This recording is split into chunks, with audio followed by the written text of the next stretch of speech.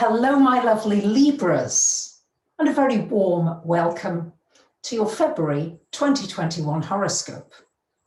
Another big month lies in store for you. We are under this square of Saturn and Uranus much of this year. And the challenge for you is going to be about knowing where to be cautious and careful, and knowing where to be a little reckless and spontaneous and free. So knowing which responsibilities are really important that you must continue with. Maybe you have a child, maybe you have a job, maybe a marriage, maybe a home, and certain things have to be done that maybe you don't like so much. Saturn is not necessarily giving you all the nicey jobs, but keeping that in place and not risking too much in order to break to the new. And at the same time, the Uranian energy is encouraging you, lovely Libras, to break out of anything that's feeling too confining, too restrictive.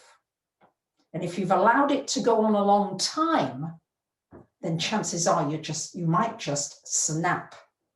So see if you can walk this tightrope of bringing from the past that which is still useful to you, and at the same time not bringing everything so that you can't move forward. That's the challenge. Now, this month, lovely Libras, there's a big focus for you on this lovely fifth house, the house of romance, the house of passion, the house of entertainment, of fun, of creativity. On the 2nd of the month, we've got Venus coming into this fifth house, and on the 11th, a lovely new moon in the fifth house.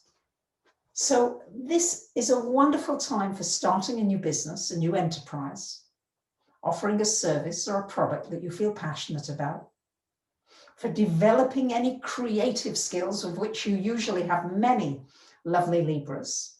And you may get into a romance. It could be a romantic type of relationship, or you might just begin to romance with yourself.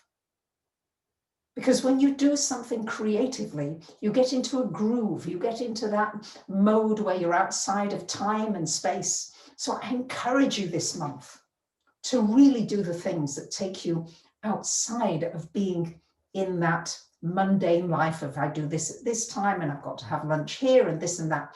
Break out of your routines this month, dear lovely Libras, and watch the miracles and the magic happen for you. Mercury is retrograde until the 21st. So the usual rules apply. Try not to get into important negotiations or sign contracts and agreements while the retrograde is on. But it is a good time during the retrograde for the first 3 weeks of this month to complete things that you began before the beginning of this month. So you may have applied for a job, you may have looked at a house and love it, and you may complete on that transaction during the retrograde. Best not to start anything during the retrograde, and if you can, wait until after the 21st, if you can. If you can't, make sure you check it over very carefully. On the 19th of the month, we've got the Sun coming to join Neptune in the 6th house here.